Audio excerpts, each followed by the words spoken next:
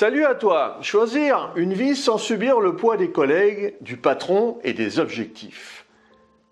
Aujourd'hui, j'aimerais aborder un sujet qui touche beaucoup de salariés.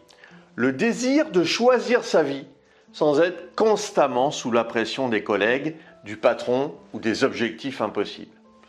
Si tu te sens coincé dans un travail qui ne te satisfait pas, sache que tu n'es pas le seul.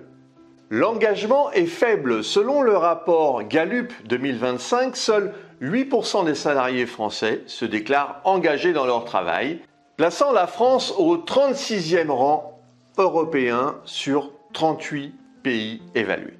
Selon teamstarter.com, la charge de travail, 44% des salariés estiment que leur charge de travail s'est dégradée au cours des 2 dernières années. Et selon un sondage Ipsos Santé mentale dégradée, en 2025, un quart des salariés français, donc 25%, se déclarent en mauvaise santé mentale, un chiffre similaire à celui de 2024, 26%. Ces données mettent en lumière une insatisfaction croissante au sein du monde du travail en France, influencée par des facteurs tels que le manque d'engagement, le stress accru, des conditions de travail perçues comme dégradées, et une reconnaissance insuffisante. Beaucoup d'entre nous ressentent ce besoin de liberté et puis d'autonomie. Alors, plongeons ensemble dans ce thème. Premièrement, la pression du salariat. Tout d'abord, parlons de ce que signifie être salarié. Et pour beaucoup, cela implique de se conformer à une routine, de se lever chaque matin pour aller à un bureau, de travailler pour un patron qui fixe des objectifs souvent irréalistes. Cette pression peut rapidement devenir écrasante. Des délais serrés, des attentes élevées et l'absence de reconnaissance peuvent créer un environnement de travail toxique.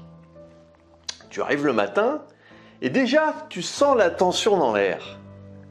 Les discussions autour de la machine à café portent sur les objectifs à atteindre, les chiffres à améliorer.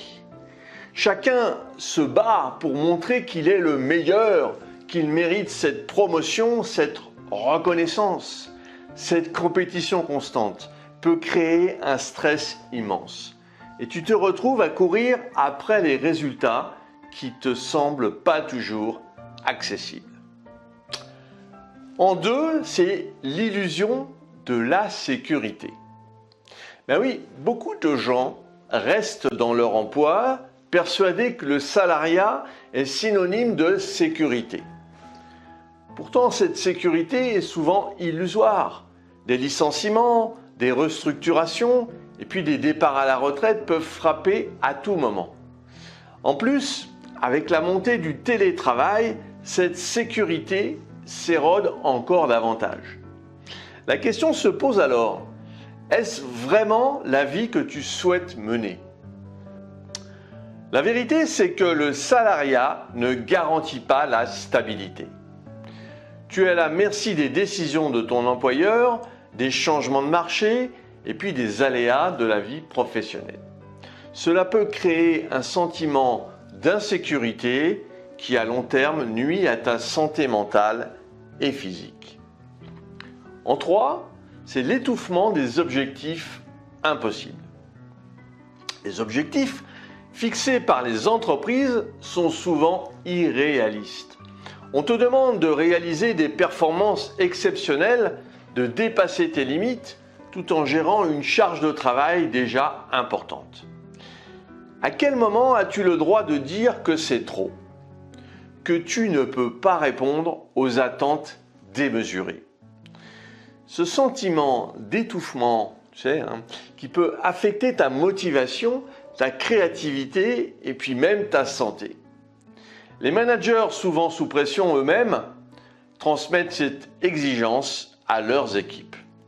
Et ça crée une dynamique où chacun se sent obligé de performer, même au détriment de son bien-être. Et tu as peut-être déjà ressenti ça. Cette angoisse constante de ne pas être à la hauteur, de décevoir ton patron ou tes collègues. Ça peut rapidement devenir accablant. En 4, c'est la quête de liberté et d'autonomie. Dans ce contexte, il est normal de commencer à envisager d'autres options. Et tu as peut-être déjà pensé à quitter ton emploi, à te lancer dans un projet qui te passionne. La quête de liberté et d'autonomie est naturelle. Nous avons tous des rêves, des aspirations que nous souhaitons réaliser, mais comment y parvenir sans tout risquer? La réponse réside souvent dans la création de sources de revenus alternatives. Prenons l'exemple de la conciergerie immobilière. Ce secteur est en pleine expansion et offre des opportunités intéressantes pour ceux qui souhaitent se libérer des contraintes du salariat. Le 5e point, c'est de s'engager dans la conciergerie immobilière. Ben oui, la conciergerie immobilière te permet de gérer des biens pour d'autres propriétaires, de les aider à rentabiliser leur investissement. En t'occupant de la gestion de propriété, tu peux créer un revenu complémentaire tout en conservant ton emploi salarié si tu le souhaites. Du moins dans un premier temps. Cela te donne une certaine liberté, une flexibilité que tu n'as peut-être pas dans ton travail actuel. En plus, tu n'as pas besoin de beaucoup de capital pour commencer. En te formant et en acquérant les compétences nécessaires, tu peux bâtir une activité rentable. Et tu apprends à utiliser des outils de gestion, à communiquer efficacement avec les clients et puis à optimiser les revenus des biens que tu gères. Et ce processus peut être très gratifiant. 6e point, c'est de construire une vie équilibrée. L'un des grands avantages de la conciergerie immobilière est qu'elle te permet de construire une vie équilibrée. Ah oui, tu peux choisir tes horaires, gérer ton temps comme tu l'entends. Fini le stress des réunions interminables, des objectifs irréalisables. À la place, tu te concentres sur tes clients et sur l'expérience que tu souhaites leur offrir. Cela te permet également de te recentrer sur ce qui compte vraiment pour toi. Que préfères-tu? Passer des heures à essayer de plaire à un patron ou à des collègues qui ne reconnaissent pas tes efforts? Ou travailler pour toi-même pour réaliser tes propres rêves? 7e point, c'est l'autonomie financière. Ben oui, en développant une activité de conciergerie immobilière, tu commences à prendre le contrôle de ta situation financière et tu n'es plus dépendant d'un salaire fixe. Tu peux déterminer tes tarifs, choisir les biens que tu souhaites gérer et adapter ton activité à ton rythme de vie. Cela peut te donner une incroyable sensation de liberté. L'autonomie financière est un objectif que beaucoup rêvent d'atteindre. En te lançant dans un projet qui te passionne, tu peux créer un revenu complémentaire qui te permettra de faire face aux imprévus. Tu n'as plus à te soucier de chaque dépense, chaque facture. C'est un pas vers une vie plus sereine. Le 8e point, c'est le soutien et la formation. Mais ne te lance pas seul dans cette aventure. Cherche des formations ou des ressources qui peuvent t'aider à te familiariser avec le secteur de la conciergerie immobilière. Rejoins des groupes d'entraide, participe à des ateliers. L'échange avec d'autres professionnels peut être très bénéfique. En te formant, tu ne fais pas que gagner en compétences, tu te donnes également la confiance nécessaire pour avancer. N'hésite pas à poser des questions, à demander des conseils. Chaque expert a été un débutant un jour et la communauté est souvent prête à partager son expérience. 9e point, tu l'as compris, c'est la gestion du temps. Une des clés pour réussir dans la conciergerie immobilière est la gestion du temps. Si tu souhaites jongler entre ton emploi salarié et ton activité de conciergerie, il est crucial de t'organiser. Créer un emploi du temps qui te permettra de te consacrer à ton projet sans négliger tes responsabilités professionnelles.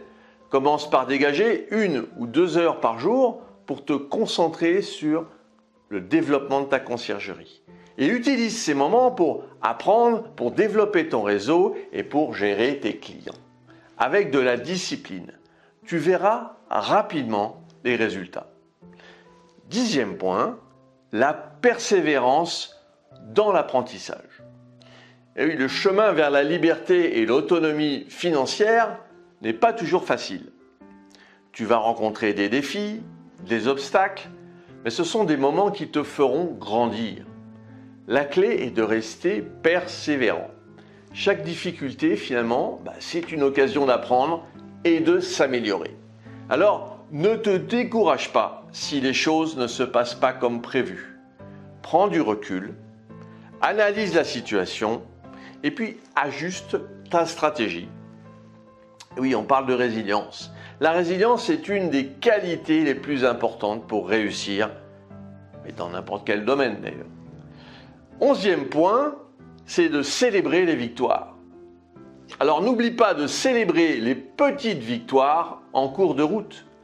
Que ce soit le premier client que tu trouves, le premier bien que tu gères, ou même le simple fait d'avoir pris la décision de te lancer, tout cela mérite d'être reconnu. Et chaque étape que tu franchis te rapproche de tes objectifs. En célébrant ces succès, tu renforces la motivation et ta confiance en soi. Cela te rappelle que tu es capable de réaliser des rêves, même si ça prend du temps. Le 12e point, c'est la vision à long terme. Oui, garde en tête une vision long terme. Créer un complément de revenus, c'est un processus qui nécessite du temps et de l'engagement. Alors fixe-toi des objectifs clairs et réalistes et travaille chaque jour pour les atteindre. Visualise la vie que tu souhaites mener et fais en sorte de te rapprocher de cette vision. La liberté financière est à portée. Alors avec de la détermination, de l'organisation, une bonne stratégie, tu peux transformer ta situation actuelle. Prends le temps de réfléchir à ce que tu veux vraiment et lance-toi. Chaque petit pas compte. Et je suis convaincu que tu as en toi la force de réussir. En résumé, choisir une vie sans subir le poids des collègues, du patron et des objectifs impossibles est possible. La conciergerie immobilière est une voie à explorer. Elle peut te permettre de générer des revenus tout en te libérant des contraintes du salariat. N'oublie pas de te former, de te fixer des objectifs et surtout de croire en toi. Tu n'es pas seul dans cette quête de liberté. Et ensemble, nous pouvons bâtir un avenir meilleur. Alors, qu'attends-tu pour agir? Fais le premier pas aujourd'hui et commence à construire la vie dont tu as toujours rêvé. Merci d'avoir pris le temps de m'écouter et à très vite. Au revoir.